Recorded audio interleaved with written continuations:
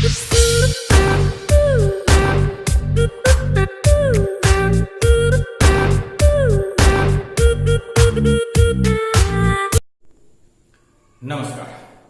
મારું નામ છે ભૌદીપ પટેલ અને ધોરણ 11 સાયન્સ રસાયણ વિજ્ઞાનના વિડિયો નંબર 5 માં આપ સૌનું સ્વાગત છે। આજનો વિડિયો શરૂ કરવા જઈએ એ પહેલા જો આપે વિડિયો નંબર 1 2 3 જોયો ન હોય તો તેને પહેલા ચોક્કસથી જોવો પડશે અને એને તૈયાર પણ કરવો પડશે। કારણ કે વિડિયો નંબર 5 નો આપણો મુખ્ય જે ટોપિક છે તે છે આણ્વીય દળ શોધવાની ગણતરી। એટલે 1 થી 10, 11 થી 20 અને 21 થી 30 પરમાણુના દળ તૈયાર કરવાના એની જે ટ્રીક આપી હતી તે જો આપણને આવડતી હશે તો આપણે આ આણ્વીય દળ અણુભાર સરળતાથી ગણી શકીશું। તો આજે આપણે કેટલાક દાખલાનો અભ્યાસ કરવો છે। તો આપને પરમાણ્વીય ક્રમાંક અને પરમાણ્વીય દળ કેવી રીતે શોધવા તેના નિયમો આવડતા હોવા જોઈશે। આવો આપણે શરૂ કરીએ દાખલા ગણવાના। દાખલા નંબર 1। દાખલા નંબર 1 જે છે તેમાં આપણે સામાન્ય સૌપ્રથમ લઈશું કે હાઇડ્રોક્લોરિક એસિડનો આણ્વીય દળ નક્કી કરવો। હવે હાઇડ્રોક્લોરિક એસિડનો આણ્વીય દળ નક્કી કરવો છે આપણે તો એના માટે આપણે વાત કરીશું અહીંયા કે હાઇડ્રોજનના પરમાણુ અને ક્લોરીનના પરમાણુની સંખ્યા છે 1 અને 1 માટે એના નીચેના સ્ટેપમાં આપણે લખીશું કે બરાબર 1 ના કૌંસમાં હાઇડ્રોજનનું પરમાણુય દળ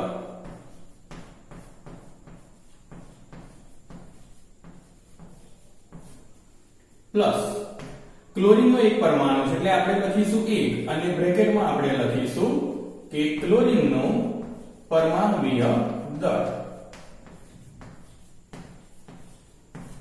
સ્ટેપ નંબર 2 ની અંદર આપણે વાત કરીશું તેમના દળ લખવાની। પરમાણુય દળ હાઇડ્રોજનનું કેટલું છે મિત્રો? 1947 માં એક અપવાદ હતો ને એટલે 1 પ્લસ 1 ક્લોરીનની વાત કરીશું। ક્લોરીનનો નંબર છે 17, એ પણ 11 થી 20 નો અપવાદ એટલે 17 દુ 34 અને એમાં ઉમેરવાના 1.5 તો એ જવાબ કેટલો મળશે આપણને? 35.5। એનો સાદુરૂપ ક્રમશઃ જો આપીશું તો આ ગુણાકાર મળશે આપણને 1 અને આ ગુણાકાર આપણને મળશે 35.5 એટલે કુલ જવાબ કેટલો થશે? 36.5 ગ્રામ પ્રતિ મોલ અને આ થશે આણ્વીય દળ હાઇડ્રોક્લોરિક એસિડનો। પરંતુ આ ભાઈ એક નોંધ જોઈ રહ્યા છો કે પરમાણ્વીય દળનો એકમ આપણે કયો લખતા હતા? ગ્રામ પ્રતિ મોલ, જેને આપણે અત્યારે ઇંગ્લિશમાં કહીશું એટોમિક માસ યુનિટ અને એને ટૂંકમાં લખાય છે AMU।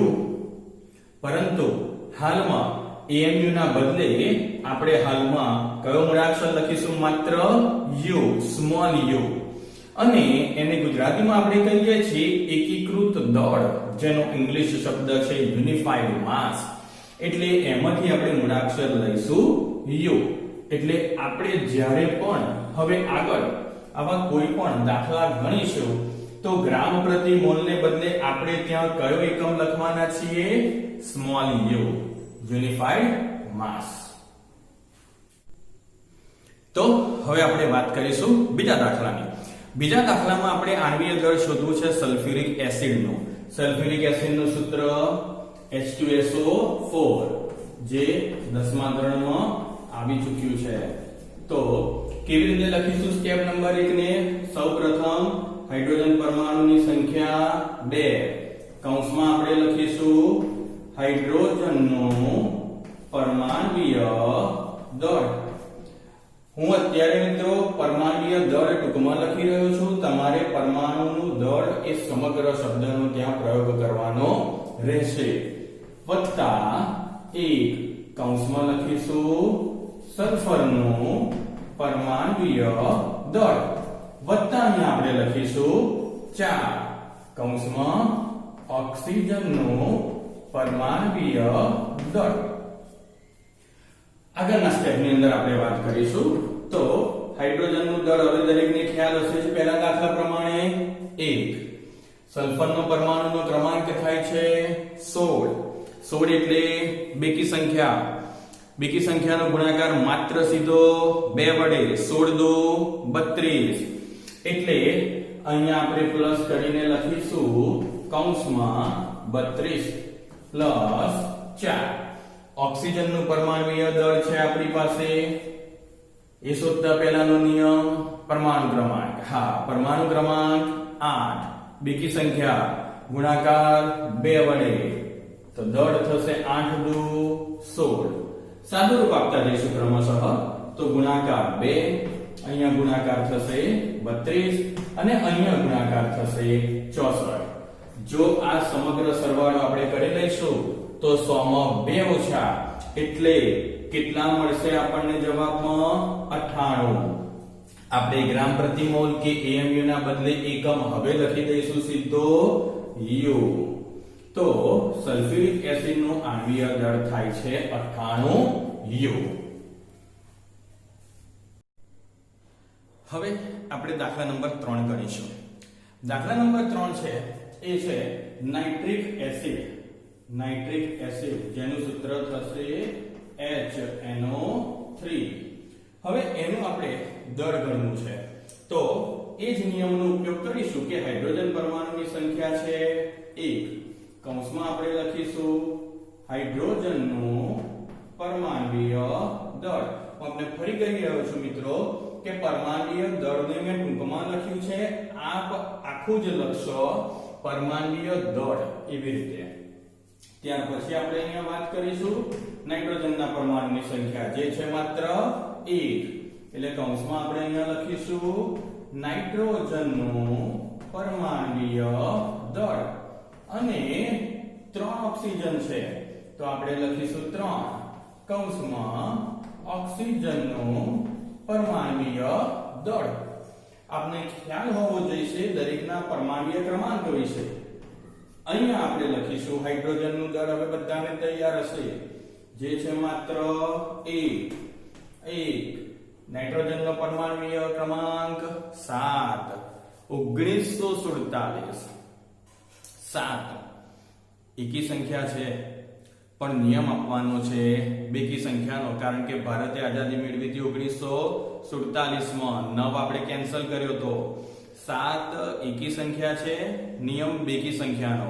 4 બેકી સંખ્યા છે અને નિયમ એકી સંખ્યાનો. તો નાઇટ્રોજનનું આપણે અહીંયા દળ કેટલું લખીશું? 14 + 3. ઓક્સિજનનો ક્રમ 8. બેકી સંખ્યા ને 2 થી સીધો જ ગુણાકાર કરી દઈશું. અને હવે આપણે આ મોડેલ પણ કરી લેવું પડશે. હવે વારંવાર નિયમોનું પુનરાવર્તન આપણે ન કરવાનું હોય. તો ઓક્સિજન એટલે સીધો જ જવાબ નીકળે 16. આપીએ એનું સાદું રૂપ આપણે અહીંયા. તો 1 + 14 + 16 તારી 48. હવે આ બધાનો જ આપણે સરવાળો કરીશું તો આપણને જે જવાબ મળશે તે છે 63. અને જેની માટે આપણે એકમ લખવાના છીએ સ્મોલ u. તો આ થશે નાઇટ્રિક એસિડનું દળ. હવે વાત કરીએ એક્ઝામ્પલ નંબર 4 જે છે સોડિયમ હાઇડ્રોક્સાઇડ. તો સોડિયમ હાઇડ્રોક્સાઇડનું સૂત્ર આવશે NaOH. એટલે અહીંયા હું લખું છું સોડિયમ હાઇડ્રોક્સાઇડ NaOH. નામ શું થશે? Sodium hydroxide. એ જ બધા નિયમોનો ઉપયોગ કરીશું. આપ જોઈ રહ્યા છો કે 3 પરમાણુ માત્ર કેટલી વખત છે? 1. તો આપણે અહીંયા આગળના સ્ટેપમાં લખીશું 1. કૌંસમાં શું લખીશું? સોડિયમનું પરમાણ્વીય દળ વત્તા 1. ઓક્સિજનના પરમાણુ એક જ છે ને, તો ઓક્સિજનનું પરમાણ્વીય દળ. હાઇડ્રોજન પણ એક જ છે તો અહીંયા લખીશું હાઇડ્રોજનનું પરમાણ્વીય દળ. આપ પરમાણ્વીય દળ શબ્દ સંપૂર્ણ લખશો. અહીંયા હું વાત કરું છું 1 સોડિયમ. સોડિયમનો પરમાણુનો ક્રમાંક 11. તમે 11મા ધોરણમાં છો ને? હા, 11 નંબર. કેવી સંખ્યા છે? એકી. તો કેટલાથી ગુણાકાર કરશો? 2 વડે. અને એકી સંખ્યામાં હંમેશા ઉમેરણ કેટલાનું થાય? 1. 11 દો 22. 22 ને 1 23. તો આપણે અહીંયા કેટલા લખી લઈશું? 23 વત્તા 1. ફરી એકવાર ઓક્સિજન આવ્યો છે. હવે પરમાણુ ક્રમની જરૂર નથી, સીધું દળ આપી દેજો. સીધું જ દળ આપણે લખીશું 16. હાઇડ્રોજનનું દળ લખીશું 1. આપીએ એનું સાદુરૂપ, આપણે એનું સાદુરૂપ આપીશું તો પહેલા આવશે જવાબ 23, પછી અહીંયા જવાબ થશે 16 અને અહીંયા જવાબ આવશે 1. જો આપણે આ સમગ્ર ટોટલ કરીશું તો કુલ જવાબ આપણને મળશે 40 અને એનો એકમ લખીશું આપણે U. એટલે NaOH નું દળ કેટલું થશે? 40 U. હવે આપણે વાત કરીશું પોઈન્ટ નંબર 5, દાખલો 5. દાખલા 5 માં આપણે વાત કરીશું કે OH જેનું નામ છે પોટેશિયમ હાઇડ્રોક્સાઇડ. તો આ દાખલો ક્રમશઃ આ રીતે ગણતા જઈશું. 3 પરમાણુ એક જ વખત છે તો અહીંયા આપણે લખીશું કે એટલે પોટેશિયમનું પરમાણુય દળ. હું આ જવાબનો સ્ટેપ કમ્પ્લીટ કરું છું. આ પોટેશિયમનો પરમાણુ ક્રમાંક યાદ કરી રાખશો. અહીંયા આપણે લખીશું 1 કૌંસમાં ઓક્સિજનનું પરમાણુય દળ વત્તા 1 હાઇડ્રોજન. તો હાઇડ્રોજનનું પરમાણુય દળ આપીએ સાદુરૂપ એનું. ચાલો, કેટલો છે પોટેશિયમનો નંબર? 19. એકી સંખ્યા થઈ. 2 વડે ગુણીશું, 1 ઉમેરીશું. 19 દો 38. 38 ને 1 39. તો પહેલા ખાનામાં જવાબ કેટલો આવશે? 39.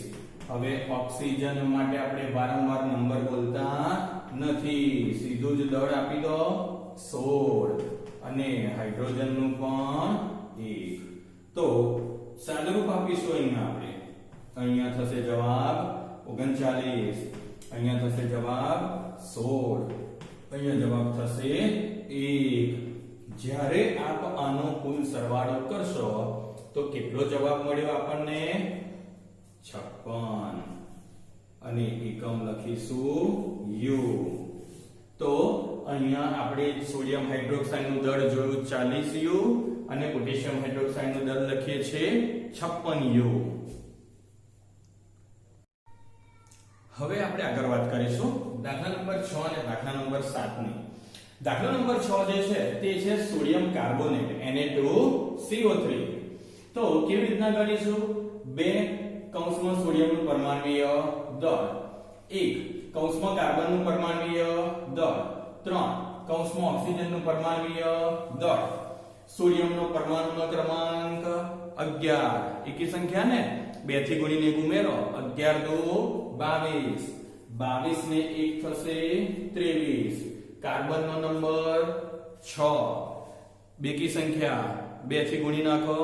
6 દો 12. એટલે અહીંયા આપણે કેટલા લખવાના થશે? 12. ઓક્સિજનનું હું તમને કઈ જ પૂછતો નથી, તમે જવાબ જાતે જ બોલતા હશો 16. આપીએ એનું સાદુરૂપ. આ જવાબ થશે 23 દો 46. 23 નો ગુણાકાર 2 વડે કરતા 46. 12 નો ગુણાકાર 1 થી કરતા 12 અને 16 નો ગુણાકાર 3 વડે કરીએ તો જવાબ મળશે આપણને 48. હવે આપણે આ ત્રણેયનું ટોટલ કરી દઈશું તો આપણને જવાબ કેટલો મળે છે? 106 અને એકમ કયો લખીશું? Small u. તો આ દળ કોનું છે? સોડિયમ કાર્બોનેટનું. આપ નીચે જોઈ રહ્યા છો મેં એક સૂત્ર લખ્યું છે CH3COOH. આનું નામ એસિટિક એસિડ, જેને આપણે એવું કહીએ છીએ કે તેનું 4 થી 6% કે 4 થી 8% જલીય દ્રાવણને વિનેગર કહેવાય. તો આ એસિડિક એસિડનું આપણે આણ્વીય દળ શોધવું છે. હવે ઉપરના સૂત્રમાં તો આપણને ખ્યાલ છે કે Na ની જોડે 2 કે ઓક્સિજનની જોડે 3 એવું લખીને આપેલું છે. આ દાખલાનો વિચાર કરો કે અહીંયા એક કાર્બન છે, અહીંયા એક કાર્બન છે, અહીંયા 2 ઓક્સિજન પાસે છે, અહીંયા 3 હાઇડ્રોજન છે, અહીંયા એક જુદો છે. તો શું આપણે દરેક માટે જુદું લખવાનું થશે? ના, આપણે બધું જ ભેગું કરીશું. અહીંયા એક સમાન પરમાણુઓની સંખ્યા. આપણી પાસે અહીંયા કાર્બનના 2 પરમાણુ છે એટલે તરત જ આપણે અહીંયા લખીશું 2 કૌંસમાં કાર્બનનું પરમાણુય દળ વત્તા હાઇડ્રોજન પરમાણુની સંખ્યા 3 અને 1 4. તો લખીશું 4 કૌંસમાં લખીશું હાઇડ્રોજનનું પરમાણુય દળ અને ઓક્સિજનના પરમાણુની સંખ્યા 2. તો અહીંયા આપણે લખીશું 2 કૌંસમાં લખીશું ઓક્સિજનનું પરમાણુય દળ. આપી આપણે સાદા રૂપ મૂલ્ય મૂકતા જઈએ. કાર્બનનો નંબર 6 બેકી એટલે 6 દુ થશે 12. અહીંયા લખીએ 4. હાઇડ્રોજનનું દળ 1 2. ઓક્સિજનનું સીધું જ દળ આપણે લખીશું. હવે એ છે 16. આપને હવે ક્રમશઃ દળ મળે થતા જતા હશે આ દાખલા ગણવાથી. સાથે જ આપ દાખલા ગણવાની પ્રેક્ટિસ પણ કરતા જશો. આનો જવાબ આવશે આપણી પાસે 24. આ જવાબ થશે 4. આ જવાબ કેટલો મળશે આપણને? 32. જો આ બધું જ આપણે ટોટલ કરીશું તો જવાબ આપણને કેટલો મળશે? 60. અને જેનો યુનિટ આપણે લખી દઈશું સ્મોલ યુ. તો આ વાત હતી સોડિયમ કાર્બોનેટના આણ્વીય દળ અને એસિટિક એસિડના આણ્વીય દળની. તો આ હતી વાત કેટલાક દાખલાઓના અણુભાર ગણવાની. પરંતુ મિત્રો આપ જાણો છો ને કે જે રીતે ગાડી શીખવાનો વિડિયો જોઈએ અને ગાડી આવડે નહીં એ તો સ્ટીરિંગ પર બેસવું જ પડે. તો જે રીતે દાખલા મેં ગણ્યા છે ને તમે જોયા છે તો એ આપણને આવડવા જરૂરી છે. માટે આપણે પણ શું કરવું જોઈશે? દાખલા ગણવા પડશે. તો અહીંયા મેં હોમવર્ક લખેલું છે, આપ જોઈ શકો છો કે 8 થી 13 કેટલાક દાખલા મેં આપ્યા છે તેના નામ આપ જાણી લેશો. Potassium carbonate, sodium bicarbonate, potassium bicarbonate, glucose, urea અને ઇથેનોલ. આ બધા જ દાખલાના જવાબ આ જ રીતે ગણતરી કરશો આપના ચોપડામાં અને તેના જવાબો મેળવી લેશો. આના જવાબો આપણે આવતા વિડીયોમાં ગમે ત્યારે એક વખત મેચ કરીશું. અને અહીંયા આપણે જોઈ રહ્યા છો કે મેં કોષ્ટક પણ બનાવ્યું છે. તો આ કોષ્ટક આવું તમારે બધા જ દાખલા ગણી જાય તે રીતે ત્યારબાદ બનાવવાનું રહેશે.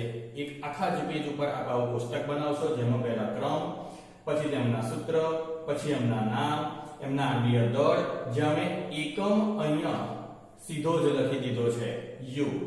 એટલે એ વારંવાર એકમનું પુનરાવર્તન કરવાની જરૂર રહેતી નથી. તો આપ આ ગણતરી કરી લેશો હોમવર્કની પહેલા અને આવું કોષ્ટક પણ 13 દાખલાનું બનાવી લેશો. તો આ હતી આજે આપણા વિડિયો નંબર 5 ની વાત. આ વિડિયો આપ ધ્યાનપૂર્વક જોશો. એ પહેલા વિડિયો 1 2 3 નું પુનરાવર્તન પણ કરશો જેથી આ વિડિયો આપની માટે સરળ બની રહે. આભાર.